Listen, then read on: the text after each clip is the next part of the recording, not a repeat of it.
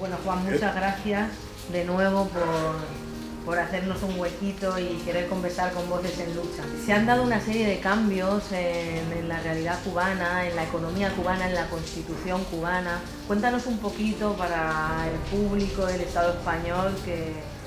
Sí, bueno, yo creo que lo más importante es ver los cambios que sobre todo se inician como declarativamente desde el 2008. Recuerden que Fidel virtualmente sale de la dirección en el 2006 por el accidente que conocemos.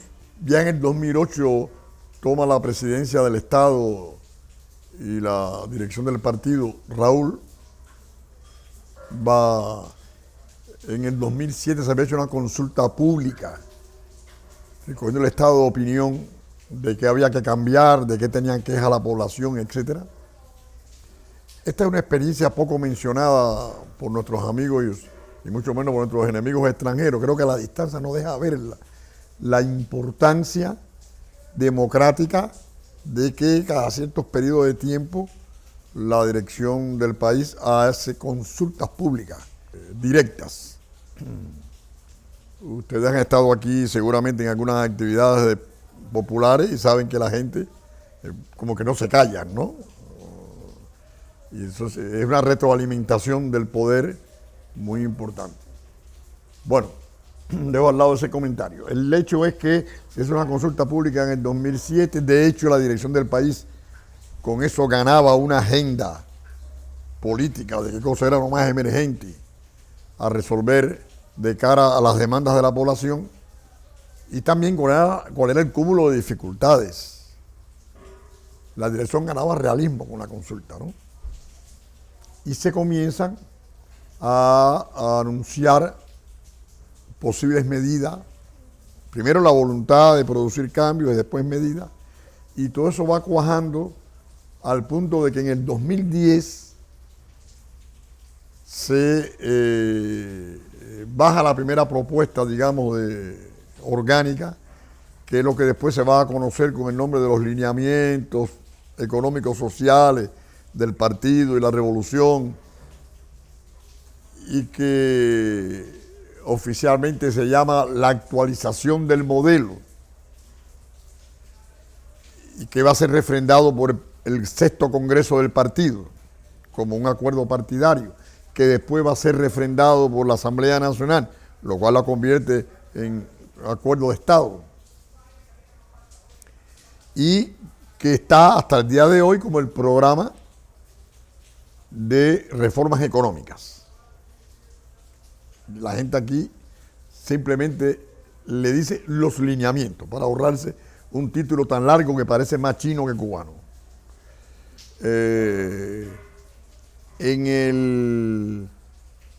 Más allá de las discusiones que se produjeron sobre ese documento, que le introdujeron muchos cambios, como siempre sucede, que se hacen discusiones públicas de documentos y propuestas, esto quedó como el programa de medidas que permitiría, la expresión oficial era actualizar el modelo económico, pero todo el mundo sobreentendió que se promovía un nuevo modelo económico. Proceso en el que estamos. La implementación de este primer programa de cambios económicos tuvo un nivel de cumplimiento, pienso yo, bajo, porque en el séptimo congreso oficialmente solamente se han cumplido el 22% de esos lineamientos y se declaraba que el otro 70 y tanto estaba en proceso de ejecución. El hecho es que la ejecución de ese programa de reformas económicas ha resultado más lento y dilatado en el tiempo de lo que se pensaba.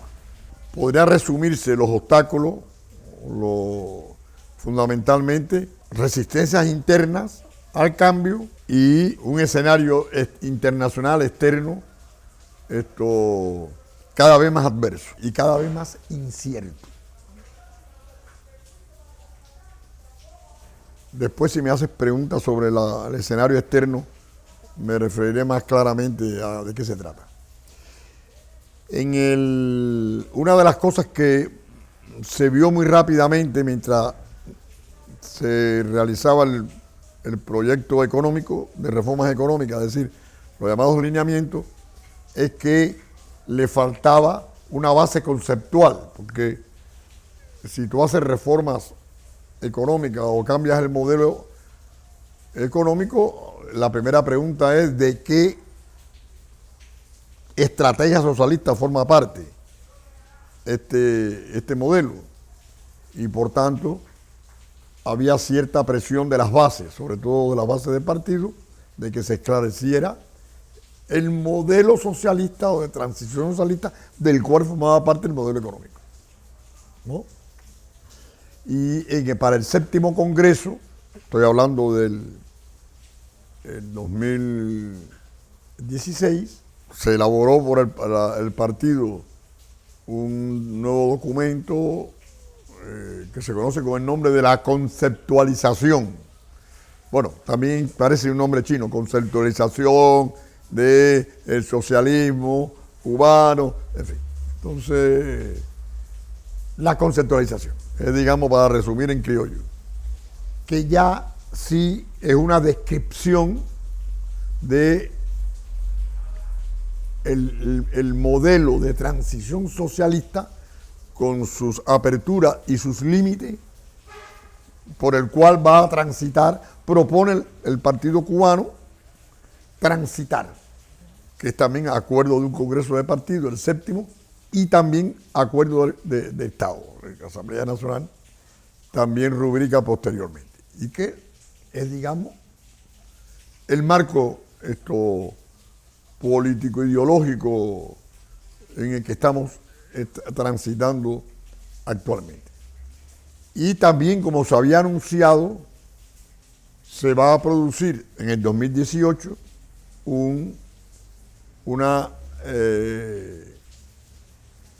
la promoción de una nueva constitución. Esto es importante porque en el caso de la reforma constitucional fue incluso hasta más ambicioso, porque no se hizo una reforma constitucional, sino se promulgó una nueva constitución, que también dio lugar a un acuerdo de partido, una comisión que elaboró un proyecto que fue discutido y aprobado por la Asamblea, bajado a discusión pública. La discusión pública cambió hasta un 60% del articulado. Esto volvió a la Asamblea, que elaboró un proyecto final y finalmente fue aprobado por la Asamblea y sometido a referéndum, que dio un 86% de aprobación. Resumiría todo esto: reforma económica, reforma del modelo socialista y reforma constitucional, diciendo de que desde el 2010 hasta hoy estamos en un escenario de reformas. Y yo creo que entonces lo más importante de toda la etapa de la revolución, cuando ya había pasado medio siglo y en medio de todo el avatar de la experiencia socialista europea y de las derivas de los socialismos asiáticos, es que nosotros nos hayamos comprometido con un proceso de reforma del socialismo real cubano, ¿no?, en el que estamos. Subrayo eso porque después me voy a referir a la relación de Estados Unidos con esto.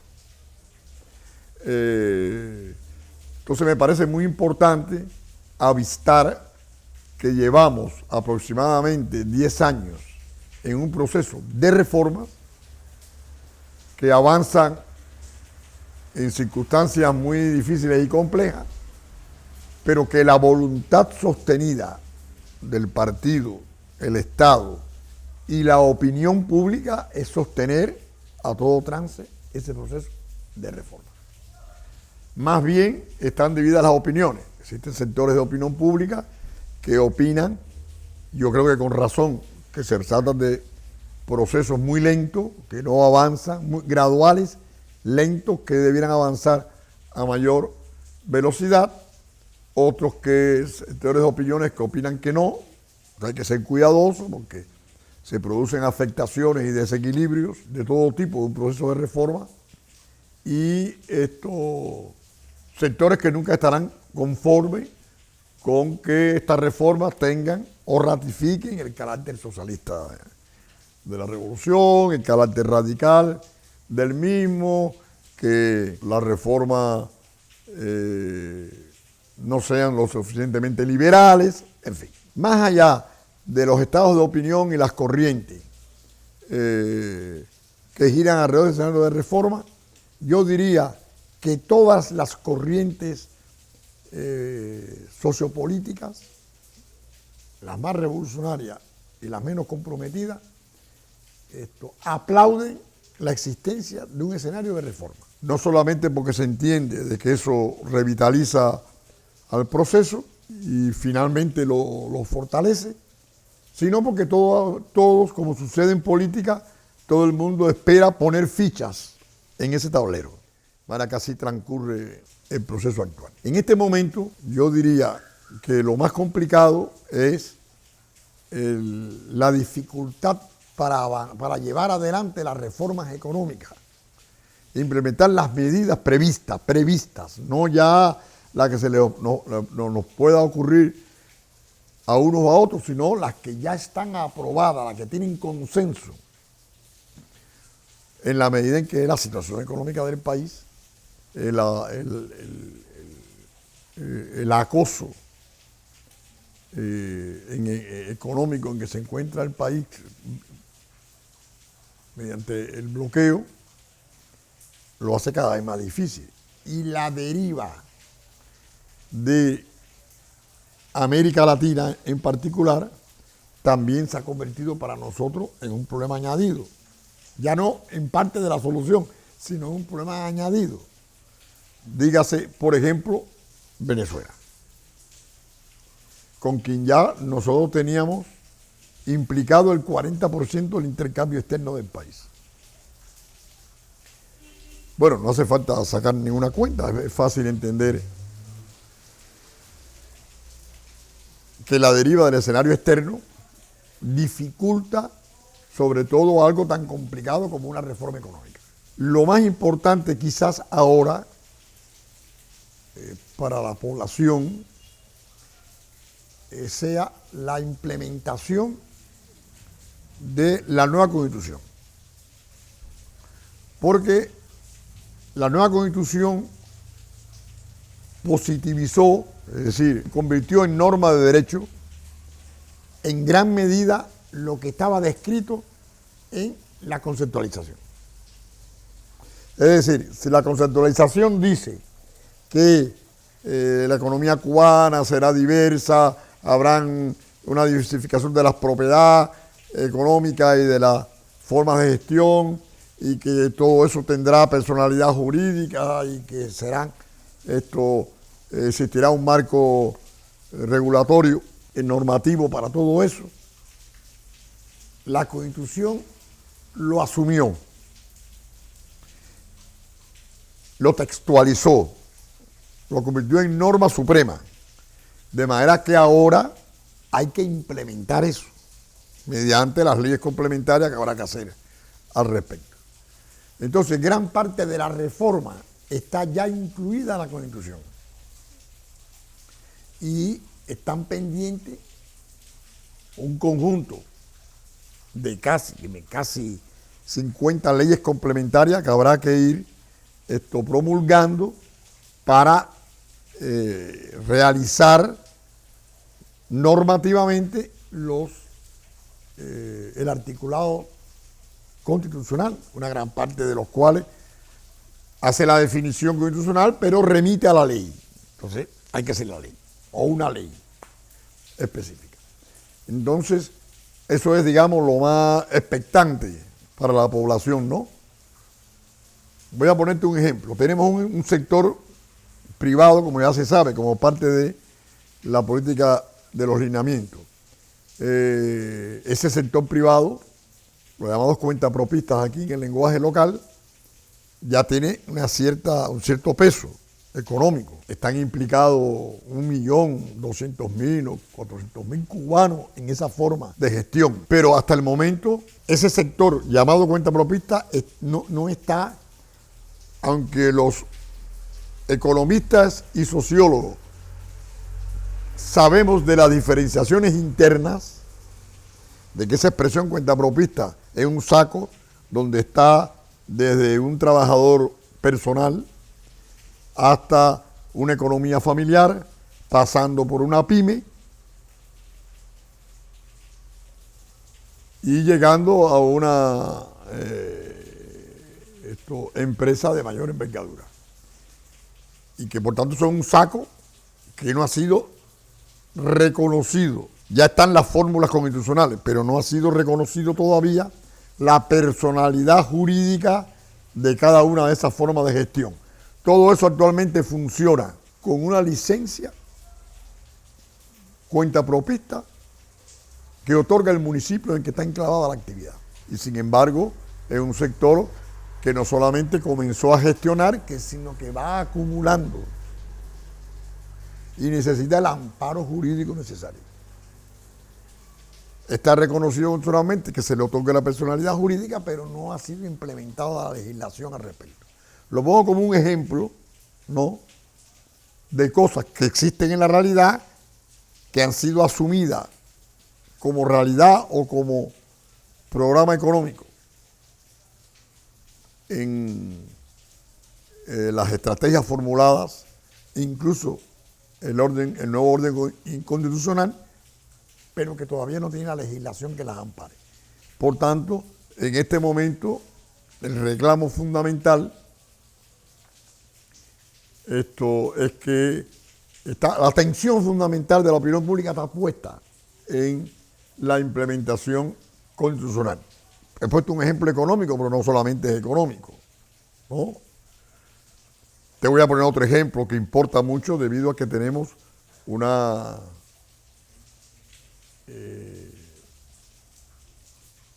número considerable de cubanos en condiciones de emigrados. Según la Constitución cubana que estaba vigente, cuando un cubano adquiría otra nacionalidad, perdía la cubana automáticamente. Era una de las causales de pérdida de la nacionalidad cubana. Eso se ha enmendado ahora en la Constitución. Se ha excluido de las causales de pérdida de la nacionalidad cubana el adquirir otra.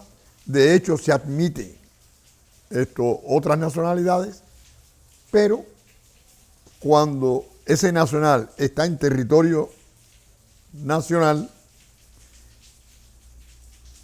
nada más que puede ejercer la ciudadanía cubana. Y por tanto queda bajo el amparo de las leyes cubanas.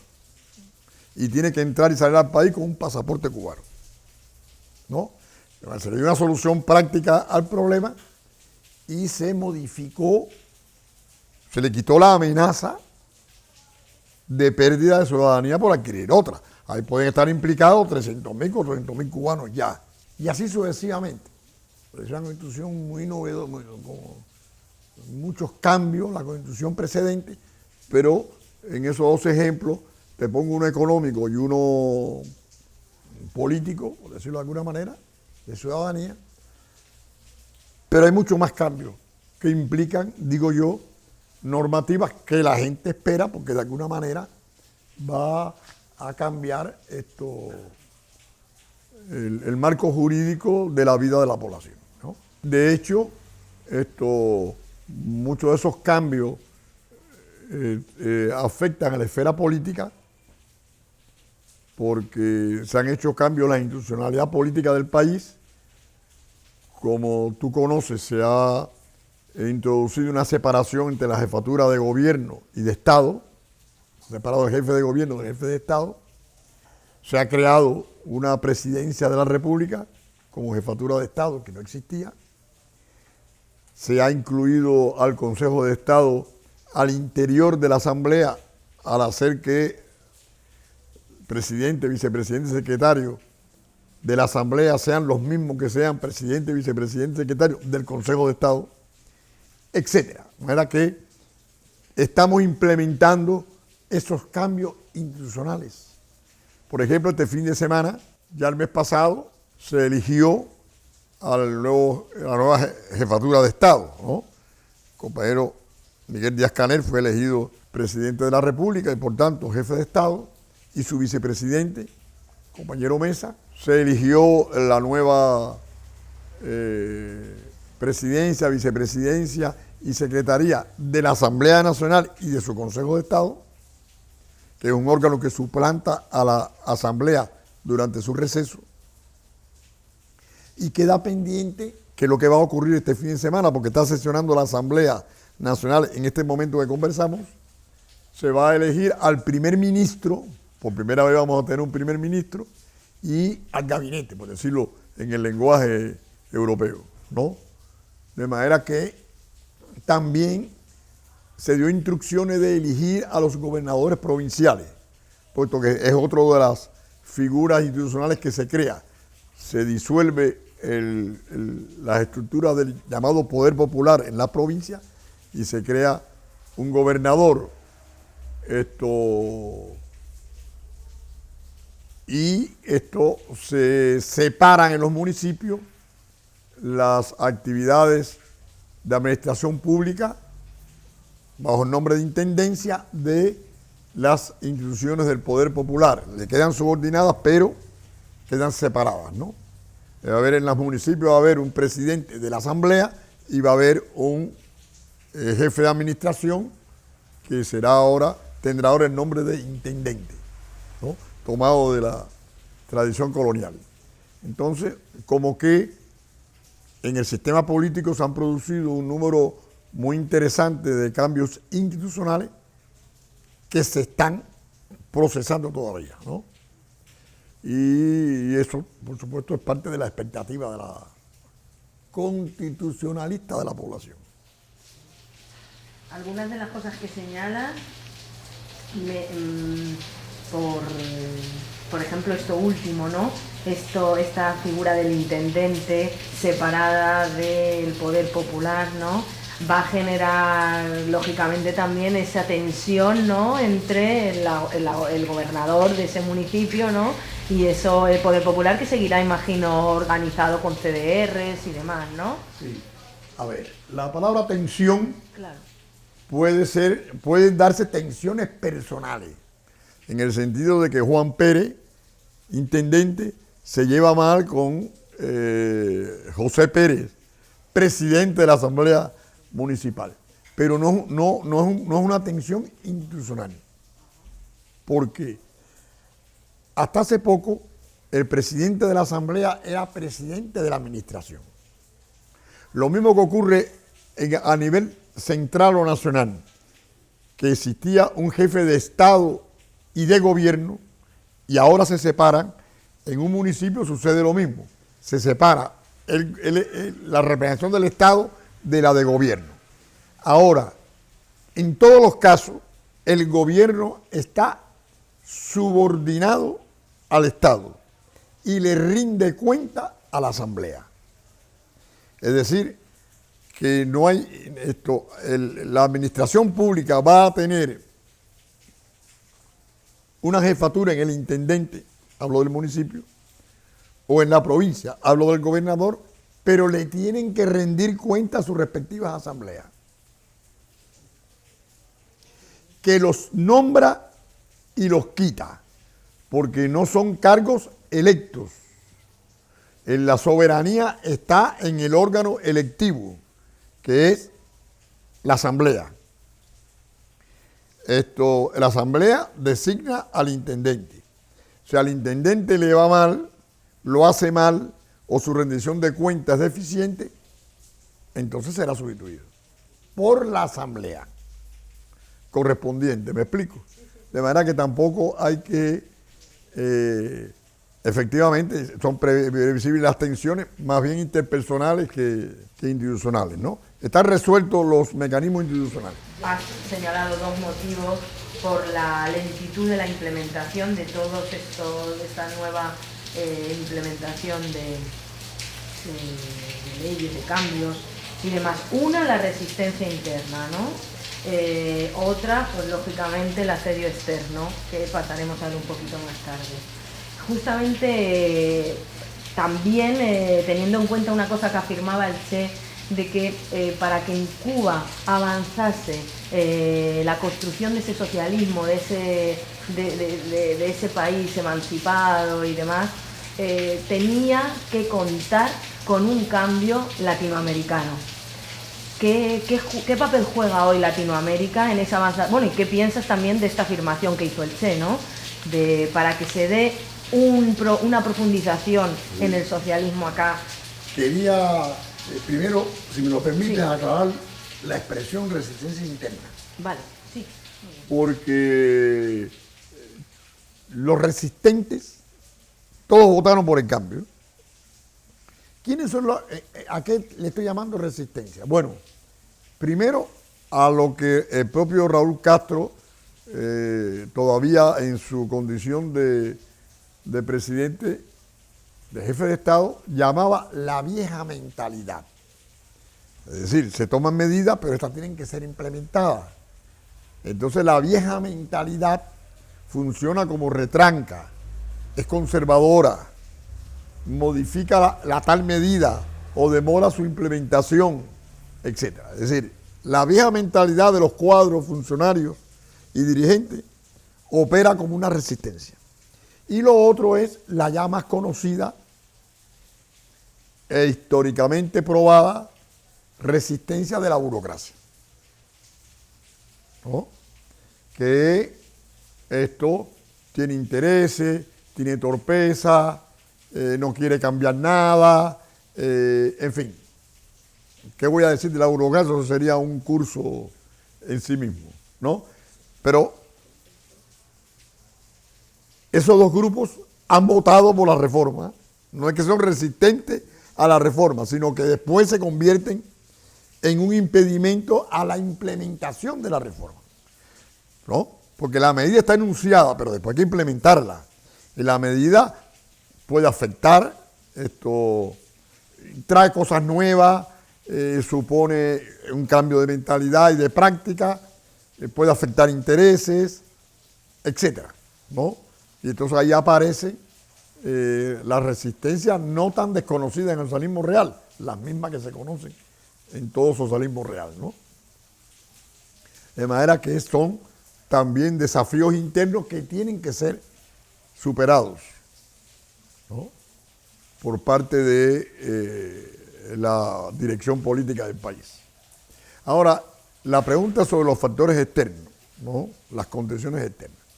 Bueno, voy a referirme por parte, porque aunque hay mucho de qué hablar, el mundo mismo se ha vuelto muy difícil, hay una desaceleración de la economía global, están los procesos de globalización, en el cual se destruyen los intereses nacionales, sobre todo de la periferia del mundo, como si fuera una trituradora, etcétera.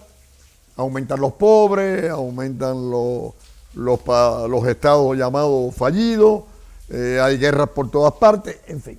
No hace falta detenerme en ese contexto más general. Para nosotros, me detendría en lo que es América Latina, que se nos ha preguntado, y los Estados Unidos de Norteamérica. Lo que nosotros aquí en el lenguaje vernáculo llamamos Gringolandia. Bueno, América Latina, en su conjunto, había hecho una deriva progresista. Me han surgido muchos gobiernos progresistas y un proceso muy radical en Venezuela, ¿no? En el caso de Venezuela, además, porque esta experiencia revolucionaria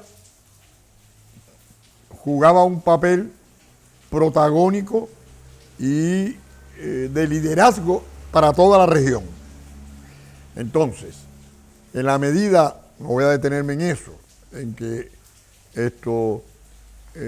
Venezuela ha entrado en la crisis que la contrarrevolución interna y Estados Unidos le han construido, que muchos de los gobiernos progres fueron desbancados por procesos de derechización y a veces hasta de traición personal.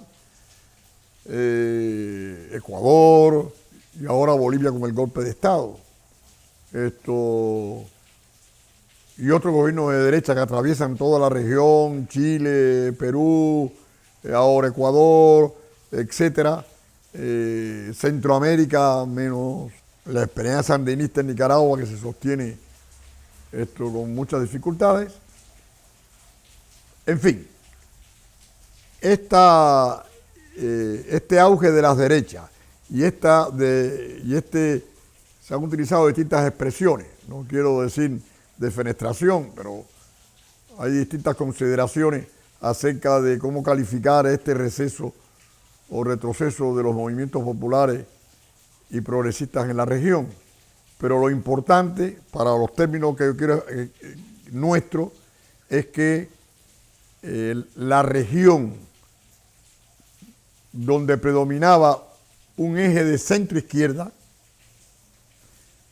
está ahora dominada por el peso de un eje centro-derecha. Y por tanto el escenario para nosotros es no solamente políticamente más difícil, sino económicamente más difícil, ¿no? Ya se conocen todas las rupturas, es decir, todo lo que los gobiernos de derecha han roto la cooperación cubana con Cuba, hemos tenido que sacar los contingentes médicos de todos estos países, seguramente tendremos que sacar algunos más, puesto que esto forma parte de una política norteamericana muy fuerte,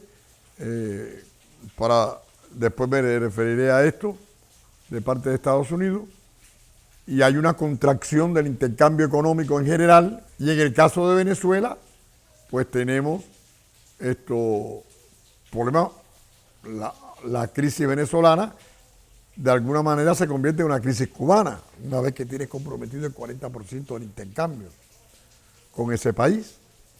Y la solidaridad cubana con Venezuela nos obliga a estar allí, a quedarnos, en fin. De manera que tenemos un escenario latinoamericano que nos es no solamente políticamente adverso, sino económicamente adverso. Bueno, eso puede ser remontado en el mediano plazo, pero así es como la estamos pasando ahora. Y tenemos Gringolandia, ¿no? No hay mucho que decir de la administración Trump, porque ya no merece decir. Ya el Congreso de Estados Unidos está diciendo pestes de Trump y su administración. Mira que me ahorro eso. La administración Trump ha recrudecido, más allá de todos los precedentes, la presión económica sobre Cuba. Sería largo de narrar, pero lo resumiré en lo siguiente. El bloqueo, que fundamentalmente que siempre ha sido económico, comercial y financiero, a cuya dimensión económica y comercial más o menos nos habíamos adecuado, ahora se ha recrudecido en la esfera financiera. De manera que tenemos una persecución financiera muy dura. Esta administración ha hecho lo que ninguna de las administraciones anteriores hicieron, ni siquiera la de Bush, que fue poner en vigor el artículo 3 de la ley Helms-Burton, que le permite a Estados Unidos aplicar la ley extraterritorialmente, ¿no? Todo esto con la blandenguería que conocemos del resto de los estados capitalistas, ¿no? Canadá protesta, pero no mucho. Europa protesta, pero no mucho, etc. Y de ahí se deriva también un recrudecimiento, ¿no? Lo ponen como ejemplo de recrudecimiento de estas acciones. Bueno, estamos navegando en medio de todas esas dificultades. La última acción de esta ofensiva, toda una serie de medidas tendentes a impedir el abastecimiento de petróleo al país. Sancionando empresas navieras que le dan servicio a Cuba, impidiendo que buques que tocaron en Cuba toquen o hagan negocio con empresas norteamericanas, cosa muy complicada porque ¿quién no hace algún negocio con la economía norteamericana? Entonces estamos bajo ese embate. Este capítulo es nuestro camino actual del desierto, ¿no? Todos los esfuerzos del gobierno y el Estado cubano están tendentes a impedir vernos en un escenario de periodo especial, como fue antes. Ahí juega un papel compensador la presencia de China en las relaciones con China, la presencia de Rusia en las relaciones con Rusia, otros países con el que mantenemos relaciones de intercambio, y con la misma Europa, que teje con un poco para adelante, como dice una conga cubana, que 3 pasitos para la izquierda, para la derecha, 3 más. Bueno, más o menos así, pues tenemos temporada de relaciones políticas más tensas. Estamos en un buen momento de relaciones con la comunidad europea, siempre con las presiones de la derecha europea, más la presión añadida de los ex países socialistas de Europa Oriental que se han sumado a la Unión Europea, que juegan un papel anticomunista, antisocialista, etc. Podemos llevarnos mejor con Italia 100 veces que con Polonia, ¿no? Por poner un ejemplo. O con Checoslovaquia, con Chequia, en fin. Debido a que estos países funcionan no como herejes, sino como renegados, y por tanto, todo eso colorea las relaciones y las posiciones en todo lo que tenga que ver con Cuba. Pero estamos en una buena etapa de relaciones con la comunidad. Y de ahí viene también una parte no muy grande, pero importante del intercambio económico. España es un ejemplo de esto. En la medida, por ejemplo, en que el turismo se ha vuelto la locomotora de la economía cubana y el flujo turístico es ya relevante para la economía cubana, pues el aporte europeo es casi la tercera parte o el 40% de ese turismo, es importante. Sobre todo porque vienen con euros como moneda, porque otro problema inducido de esta persecución es que todo el turismo que viene con dólares nos hace felices, porque la parte del ingreso que nos llega en forma de divisas en dólares físicos ya nos plantea un problema, porque imagínate tú, hay que tomar todos esos dólares, ver cómo los sacamos de la isla, cómo lo depositamos en una cuenta internacional. Además, decirte que los gringos siguen todo ese movimiento. Sancionan a los bancos que reciben, porque como es su moneda nacional, ellos legislan sobre ella. Y por tanto, prohíben hacer transacciones con Cuba en su moneda, etcétera, etcétera. Es decir, que yo creo que no existe una idea clara entre nuestros observadores, sobre todo los internacionales, de la inmensa cantidad de dificultades prácticas y de todo tipo que el bloqueo norteamericano en esta nueva fase le impone a la isla. Algunas de esas cosas pueden ser resueltas, pero en todos los casos todo nos es más caro. De manera que siempre hay un efecto económico, aun cuando sean medidas que podamos compensar, etc. Lo que estaba tratando de decir que estamos atravesando ese desierto. Bueno, uno puede aterrarse y pensar en una segunda administración Trump, ¿no? Cosa que puede ocurrir. Nadie lo quiere, pero puede ocurrir, porque lo que dicen los datos es que el 90% de los que votaron a Trump lo volverían a votar. Entonces, hay un voto cautivo por los encantos de ese señor, que es una expresión de la sociedad norteamericana, no nos olvidemos, ¿no? Entonces, todo puede ocurrir.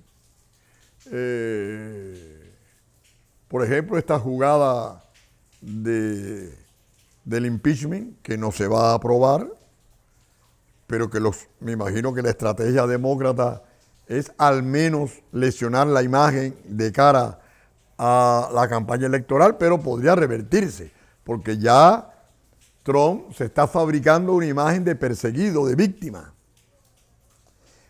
Usa la expresión casa de brujas, etcétera. Es decir, que vamos a ver qué es lo que sucede. Y por otro lado, del lado demócrata, pues no hay un liderazgo claro, etcétera. Bueno, en fin, lo que quiero dar a entender es que la revolución cubana tiene que prepararse para andar ese desierto. Nosotros sobrevivimos, entre otras cosas, porque somos previsores y lo suficientemente pesimistas como para prepararnos a la peor variante, ¿no? De manera que no vivimos pensando en que Trump no va a salir, sino qué tendríamos que hacer si Trump saliese reelegido. Es de lo que se trata, ¿no? Mientras tanto, porque los amigos nos deseen felicidades de fin de año y para el próximo, y ya ver cómo las pasamos. Pero las dificultades concretas que el país, tenemos una contracción de la disponibilidad de divisas muy fuerte, una parte del comercio que teníamos bajo términos de intercambio ahora se convierte en un comercio monetario en el mercado mundial, etcétera. De manera que ahí la tenemos, esto, y yo considero que es mi tesis, no creo que todos los cubanos estén de acuerdo conmigo, pero más que tesis, mi hipótesis, déjame no lucir pretencioso, es que la estrategia de la actual administración y sus asesores, porque Trump se sabe que es un payaso, lo que nos importa son los grupos de poder que están detrás de él y los think tank que le están diseñando la política hacia Cuba o en quienes él ha delegado.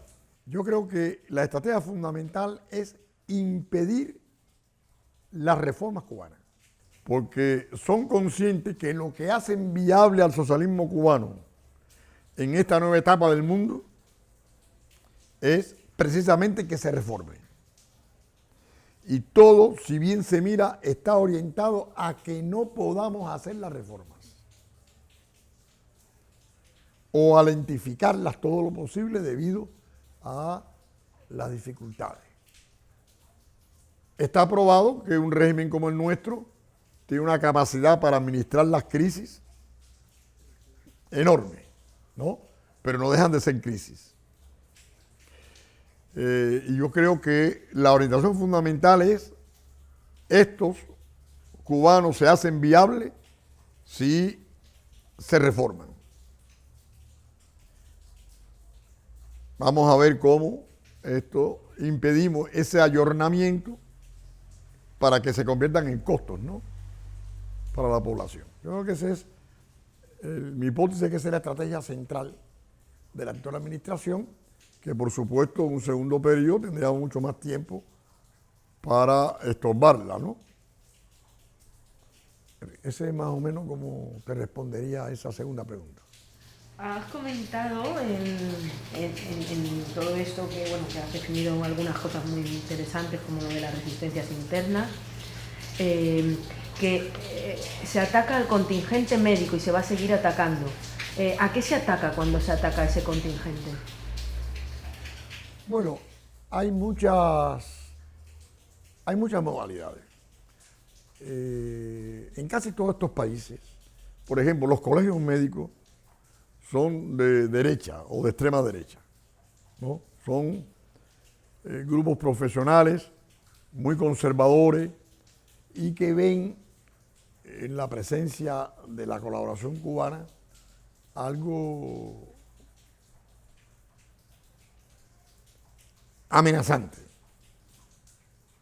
No obstante que la cooperación médica cubana va a los lugares donde los médicos nacionales no quieren ir. No obstante, ¿no? Entonces, en casi todos estos países donde hemos tenido cooperación, ha habido algún nivel de ataque proveniente de estos colegios médicos, de estas asociaciones médicas, etcétera, que han quedado rebasadas por el hecho de que la cooperación se ha convertido en un bien público descomunal para la población.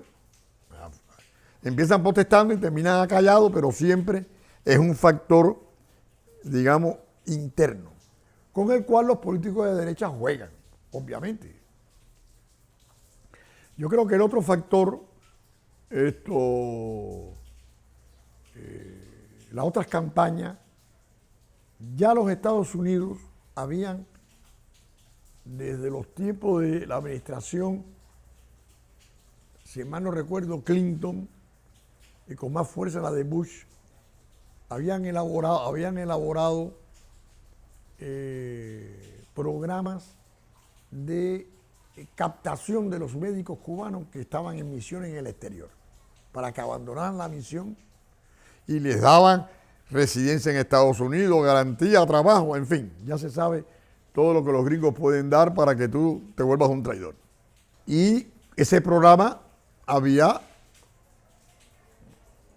no afectado de una manera importante la cooperación cubana, pero tenía un efecto moral, ¿no? El hecho de que donde hay 100, uno deserte, siempre es una conmoción, ¿no?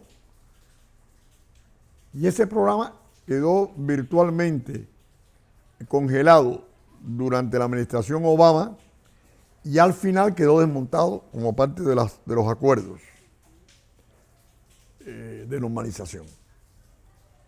Y ahora se amenaza con ponerlo en vigor nuevamente por parte de la administración Trump.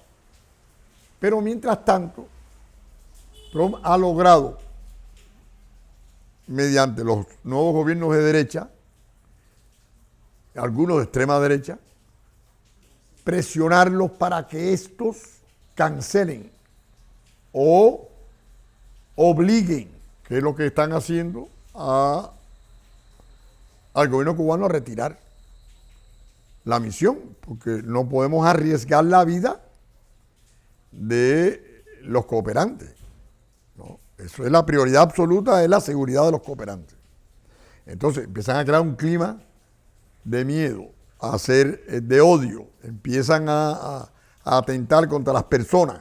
Entonces es una manera indirecta de obligarnos a retirar la cooperación.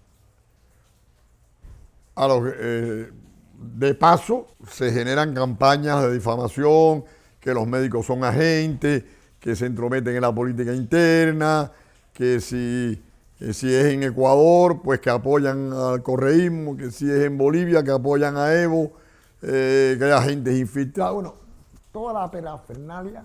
Pero lo curioso es el costo político que están dispuestos a pagar estos gobiernos conservadores con esa hostilidad con la cooperación cubana, porque si hay algo que les va a crear problemas de estado de opinión es la retirada que deja sin médico a franjas extensas de la población de cada uno de esos países, ¿no? Pero tampoco son las franjas que le interesaron nunca, de manera que esto de que van a quedar desamparadas, como que esto es mejor salvarte del comunismo que curarte los ojos, ¿no? Un poco, bueno, del lado de acá es que esas cooperaciones eran también una fuente de ingresos para el país. Y también forma parte de las medidas orientadas a afectarnos financieramente, etc. De manera que yo creo que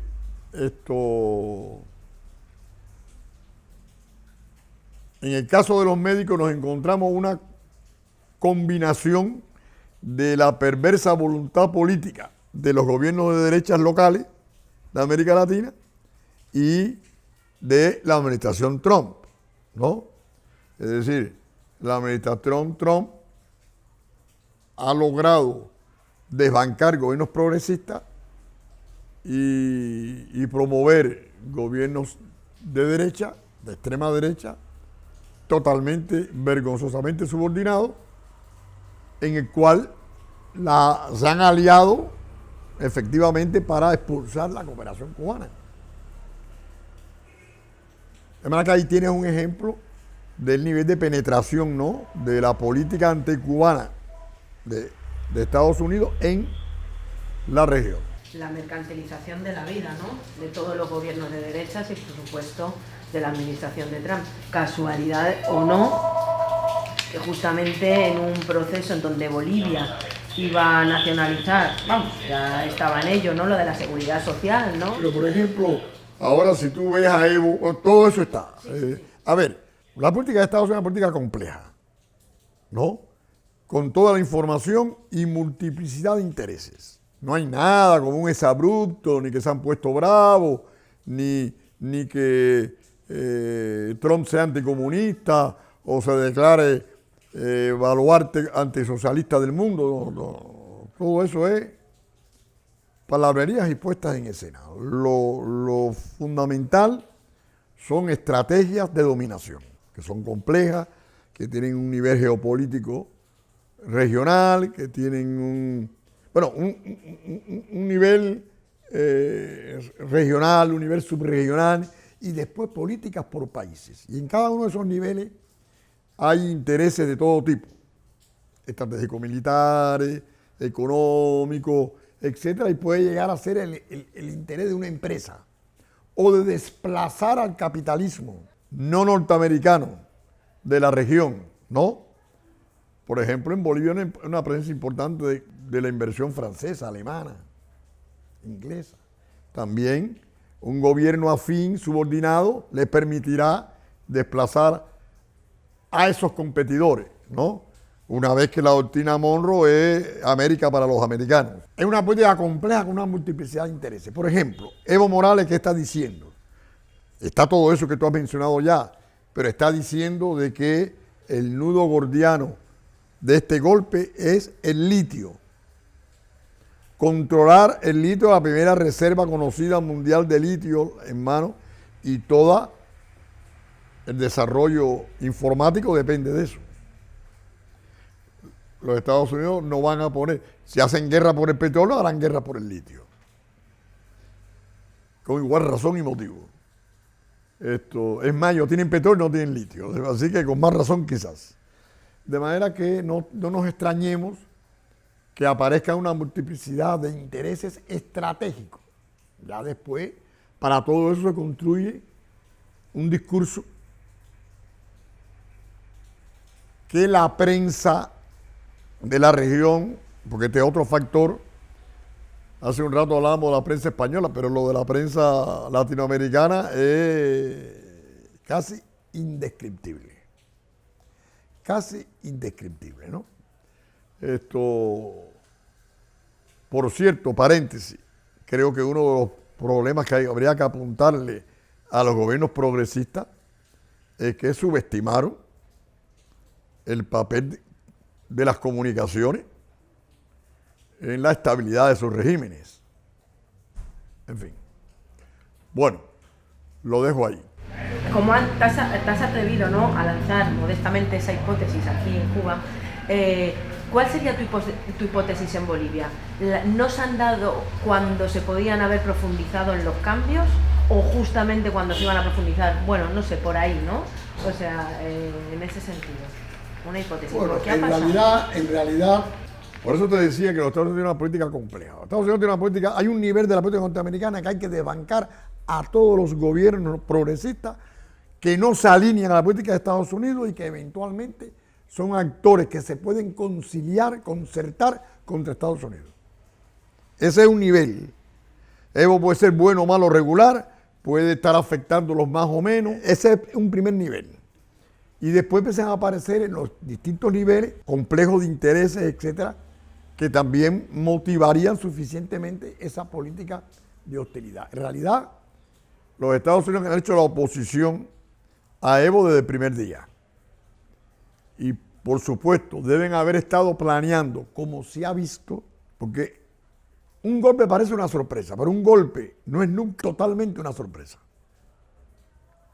Un golpe se planifica. Los primeros que están enterados que se va a dar un golpe son los gringos. Probablemente lo ayuden a organizar, lo financian, han preparado grupos paramilitares con tiempo. Es decir, hemos visto en Bolivia una puesta en escena de un golpe totalmente planeado, en sus más leves detalles. Y así está. Están tratando de pagar un costo mínimo de imagen. Están tratando de, ellos mismos no aceptan que sea un golpe, ¿no? Están tratando de que no parezca un golpe de Estado, como otros que han dado, pero que están judicializados, ¿no? Es decir, coger al presidente de Honduras en calzoncillo, montarlo en un avión y llevárselo, no es un golpe de Estado, porque el Estado, el Tribunal Supremo del país aprobó no sé qué cosa, y así sucesivamente. Hace rato que los golpes tienen un revestimiento institucional, no estaban utilizando las Fuerzas Armadas. De hecho, en el caso de Bolivia, trataron de no utilizar las Fuerzas Armadas, sino grupos de choque. Les tuvieron que echar manos de ella cuando se produjo la movilización tras el golpe. Pero ellos seguramente que quieren minimizar costos de imagen, porque también tienen un sentido lato de la política. Y esto, desde hace cierto tiempo, tú verás que la suplantación de los movimientos usan las propias instituciones. Por ejemplo, la campaña contra Correa, Correa sometido a juicio, el vicepresidente de Correa encarcelado.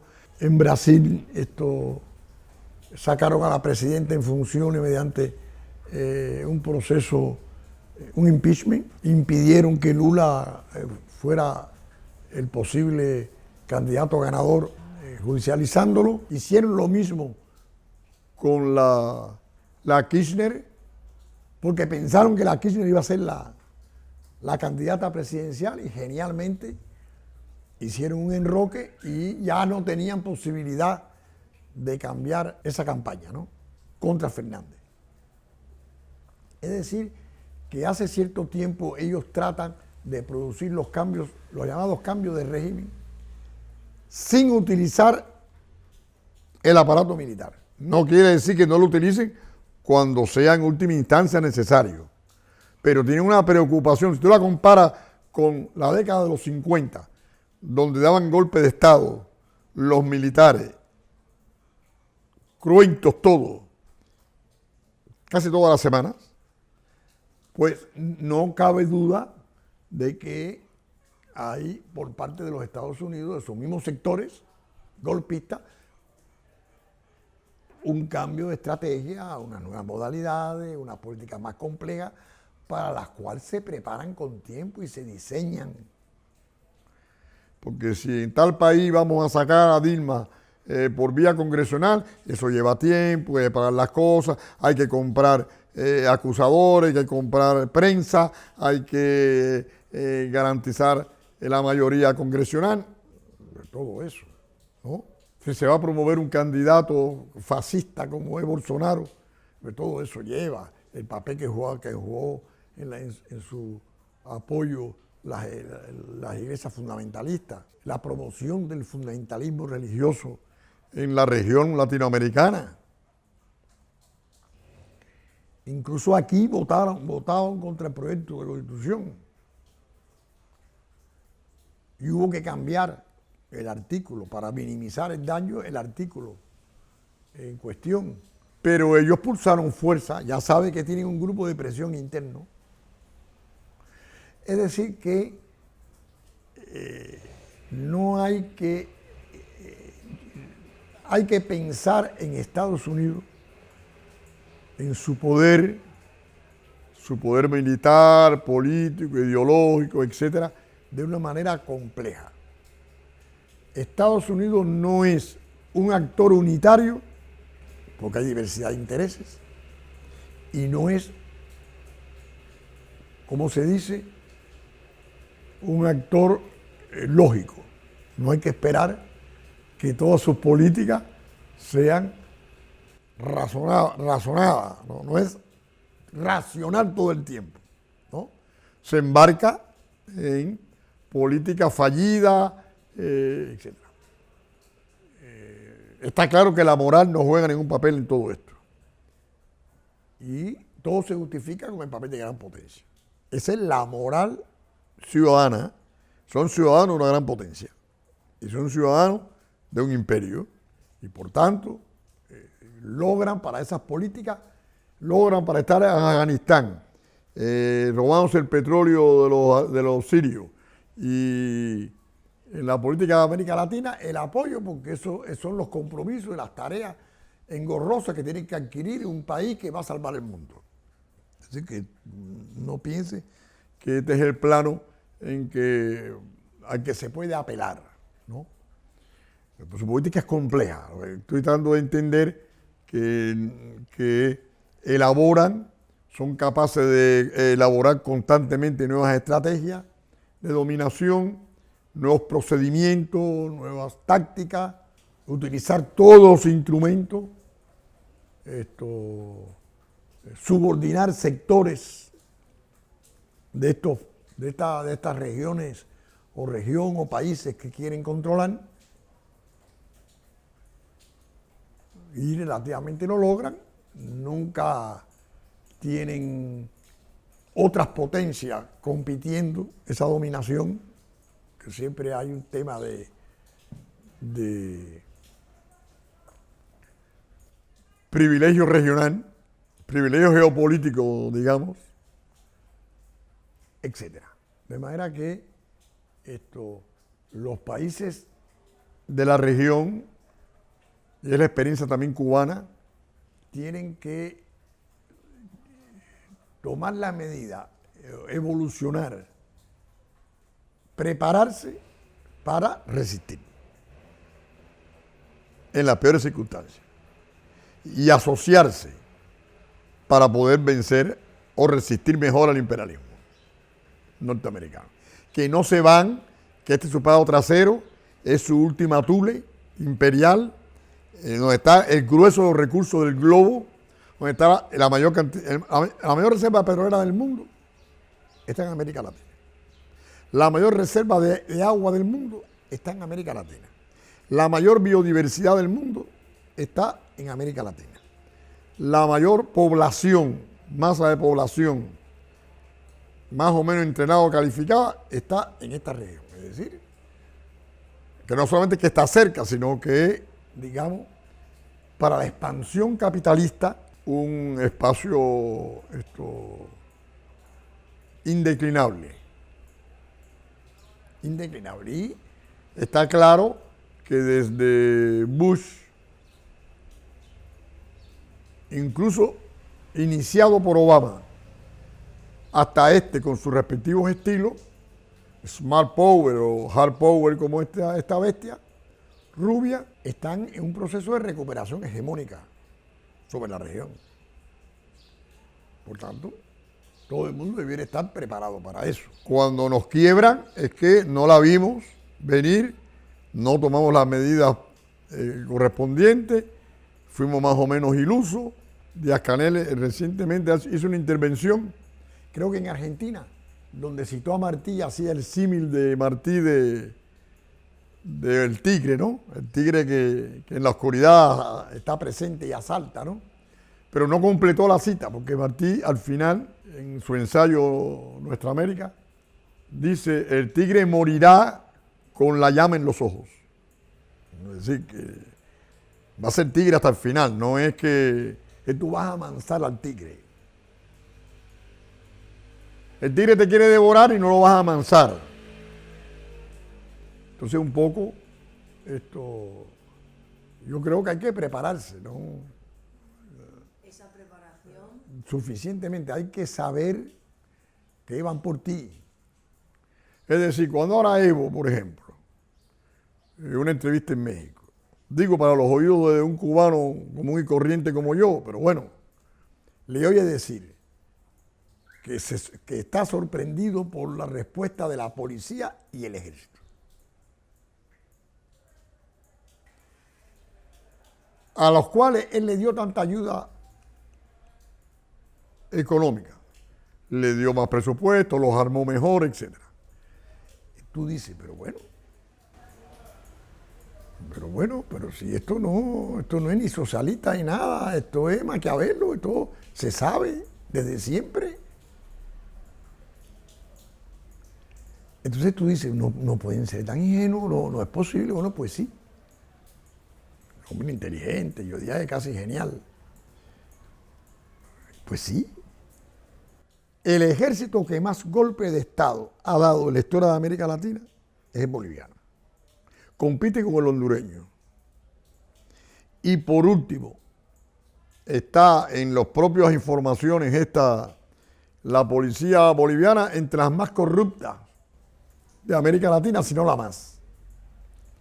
Entonces, ¿cómo es eso de que tú has quedado sorprendido por los acontecimientos?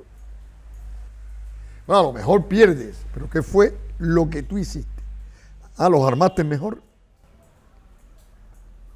No creas, nunca se te ocurrió en 10 años, 2 gobiernos, crear una milicia de tus seguidores. Esos mismos indios que se han movilizado, podían haberse movilizado como una milicia armada. En fin, yo creo, yo diría que hay muchísimas cosas que de la Revolución Cubana, de la Esperanza, que no deben ser imitadas. Y hasta diría que no son imitables. Pero hay muchas que hay que tener en cuenta. Porque la pregunta que hay que hacerse es cómo llegamos hasta aquí. Es verdad que según otras circunstancias, no es lo mismo hacerse del poder mediante una revolución que mediante unas elecciones. No es lo mismo acceder al poder con el 95% del apoyo popular que con el 40% del voto. Todo eso es verdad y nosotros no lo desconocemos. Pero se supone que eso es lo que tú vas a tratar de enmendar mientras seas gobierno en alguna medida. Porque si no, el poder, tienes el gobierno y casi ningún poder. Le voy a obsequiar precisamente mi última obra que se llama La evolución del poder en la Revolución Cubana, porque me parecía importante para nosotros en primer lugar, pero quizás también para otros, describir en qué ha consistido ese poder y cómo ha evolucionado. No siempre acertadamente, pero siempre con la idea de que tú tienes un poder que tienes que preservar. Primero, acumularlo en la mayor medida posible y después preservarlo. Bueno, aquí se dieron circunstancias excepcionales, etc. Pero, digamos como que esa es la meta, ¿no? Como que nosotros somos la situación límite, pero bueno, como en matemática, ¿cuál es la variable? ¿Hacia dónde se mueve la variable? Porque lo que nos dice la experiencia histórica una y otra vez es que no logramos consolidarnos. Definitivamente. ¿Por qué ha sobrevivido el régimen venezolano? Porque logró una unión cívico-militar. Seguramente no es tan encantadora como decimos, pero no todas las Fuerzas Armadas venezolanas tienen el mismo nivel de compromiso, etc. Pero eso ha garantizado la sobrevivencia de la revolución. Tenía una milicia además. Le han tratado de dar una base popular armada también al proceso, etc. Han colocado la cuestión nacional en el centro. Bueno, los gringos son tan torpes en el caso venezolano que han convertido la cuestión nacional en el centro del chavismo.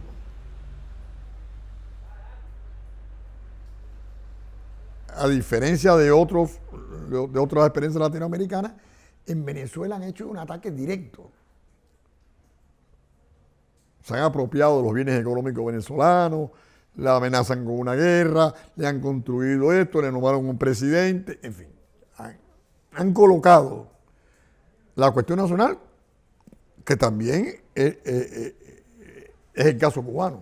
En nuestro diferendo con Estados Unidos, la cuestión nacional, la cuestión de la soberanía, la independencia y la autodeterminación está en el centro del ataque de la política norteamericana. Y por tanto, eso es el consenso mayoritario de la población de más del 90%. Y después tenemos quejas de todo lo demás. A mí sí me gusta poner este ejemplo. Si ahora nosotros tres nos vamos a la cola del pan, pues allí el consenso debe ser el 5%, porque está todo el mundo protestando por el pan, uno solo, está mal hecho, en fin. Pero según tú te vas moviendo de tema, vas moviendo el consenso hasta el consenso más alto. Cuando llegas al tema de la patria, de la independencia, la soberanía, ahí el consenso es sobre el 90%, permanentemente. El que esté por fuera de ese consenso es una patria. Entonces, la política gringa estúpidamente mantiene la cuestión nacional en el centro de la hostilidad. Tampoco pues tienen otro remedio, porque una vez que la revolución está consolidada, se la tienen que tratar de tragar completa.